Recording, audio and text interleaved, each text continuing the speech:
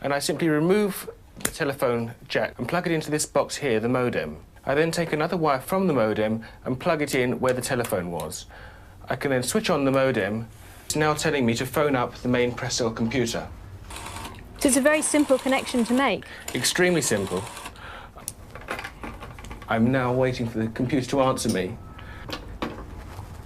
And things are starting to happen. Things are starting to happen. Why did you buy a computer? Well, I was very interested in the new technology and didn't want to be left behind. I don't think it's only for the youngsters at school now. I think us older ones will have to learn a lot about it. What is Internet anyway? Internet is that massive computer network, the one that's becoming really big now. What do you mean? That's big. How does one? What do you write to it like mail? No, a lot of people use it and communicate. I guess they can communicate with NBC writers and producers. Allison, can you explain what Internet is? The world is in financial disarray. Currencies failing, economies in wild flux, jobs being lost. But what if you could build an entirely new economy, one specifically designed for the digital realm? Well, that is the dream behind Bitcoin. Bitcoin, for those of you who don't know, is an electronic online currency that was created in 2009. It was made by someone who did it under the pseudonym Satoshi Nakamoto. Like any economy, you don't want too much too fast because then the value of your currency drops, or so slow that your economy grounds to a halt. It's designed to be a self-stabilising economy. Whether it actually is that way though, well, that is a little bit more complicated. Because some people have said, hey, Bitcoin is the answer to those problems. Are you a believer? Well, Bitcoin is exciting because it shows how cheap it can be. Bitcoin is better than currency in that you don't have to be physically in the same place, and of course for large transactions currency can get pretty inconvenient. And what is Bitcoin? Bitcoin is a currency on the internet.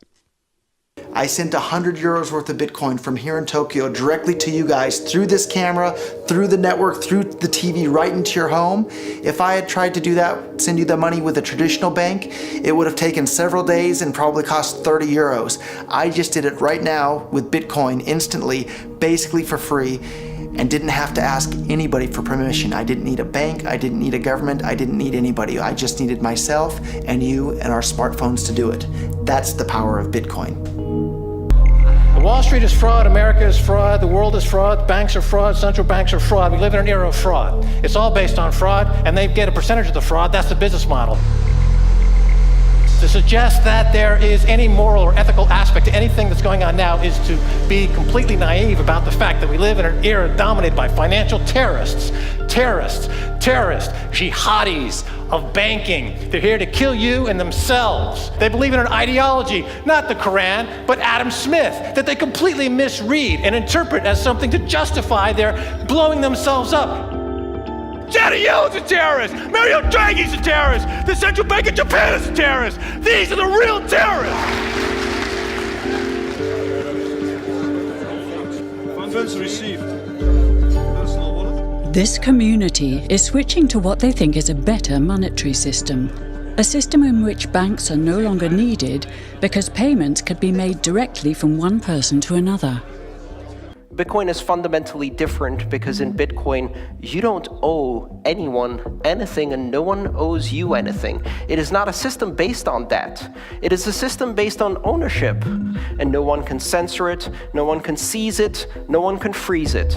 It's November the 2nd, 2008, just 6 weeks after the Lehman Brothers collapse. And all over the world, there are panicked debates about how to save the banks. Then, on a little visited web forum for cryptographers, a document appears in which a completely new monetary system is proposed. The visionary author calls himself Satoshi Nakamoto. These were the darkest days of the financial crisis. So that to me suggests a very clever mind that saw an opportunity, the perfect opportunity to introduce a new radical technology and a new radical approach to money and finance at just the right moment when people would be very open to making this big shift that's required to adopt a new currency. What's exciting for me is like a global economy. Right now we say we have a global economy, but I can't take $1 and give it to you in the Netherlands and then you know what to do with it, right? You would have to go and change it to your native currency. And when you kind of eliminate that step, and I can just send you one form of payment and you can send me a product in a matter of seconds, that starts to change things from a global perspective. How could this digital coin invented by this Satoshi Nakamoto become hundreds of times more valuable than the dollar? And why do enthusiasts like Roger Fear want the world to switch to bitcoins? I'm giving every single person here 1,000 yen worth of bitcoins, which is like $8 and something cents. Back in the early days, you know, I'd get phone calls from my buddies, oh, hey man, I lost 10,000 bitcoins because my computer blew up, right? Back then, one bitcoin was less than a penny, right? So nobody cared. They lost $10. I don't care, right? And now 10,000 bitcoins, that's $5 million. That's a big deal, right? Bitcoin is a decentralised electronic cash system that uses peer-to-peer networking along with digital signatures and cryptographics to generate currency. Now, with traditional money, think dollars, the euro, pesos, you've got a central bank, like the Federal Reserve. They issue the currency and they print more or less cash as needed, but not with Bitcoin. It looked very different to me. I mean, as soon as I heard the word decentralized and the fact there was a network powering this currency rather than a central issuer, that immediately captured my interest as something quite different based on what little I knew about alternative currencies at that time. The government couldn't come in and shut down a server and end Bitcoin. It would have to shut down the entire internet or turn off the electricity grid to stop Bitcoin. And so that was really attractive. So gold is kind of hard to divide. Bitcoin divides down to 8 decimal points instantly, super easily.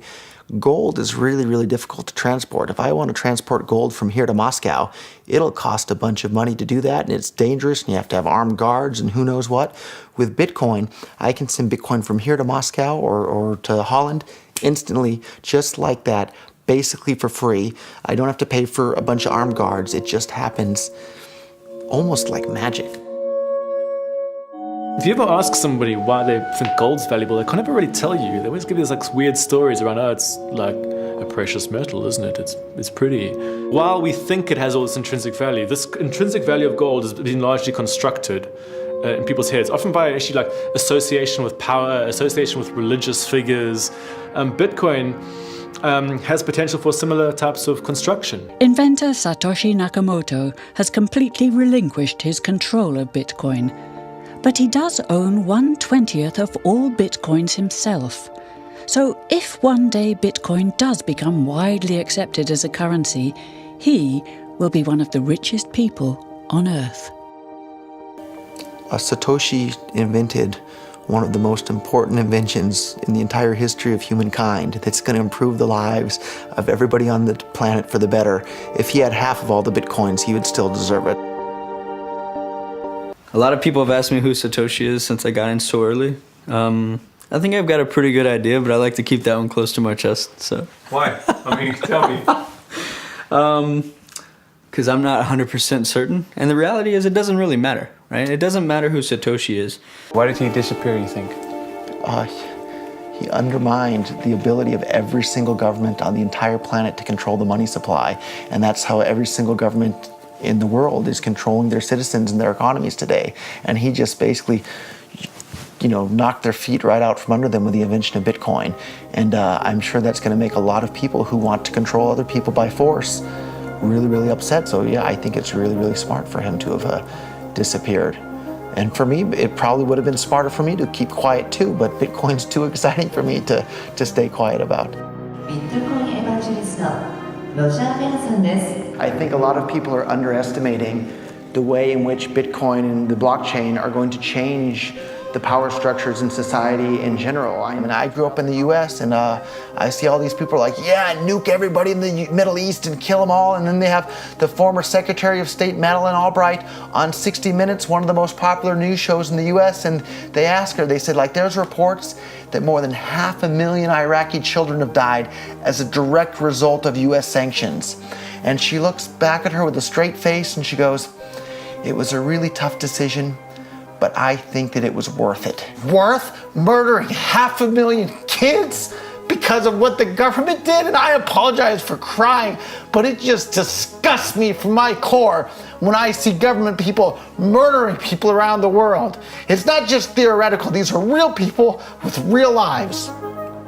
And it's real people, and Bitcoin has the power to undermine everything they're doing to people around the world. And I'm sorry for shouting, but it just disgusts me what these people in government do. And they do it through central banking and through the control of the money supply, and Bitcoin takes that away from them.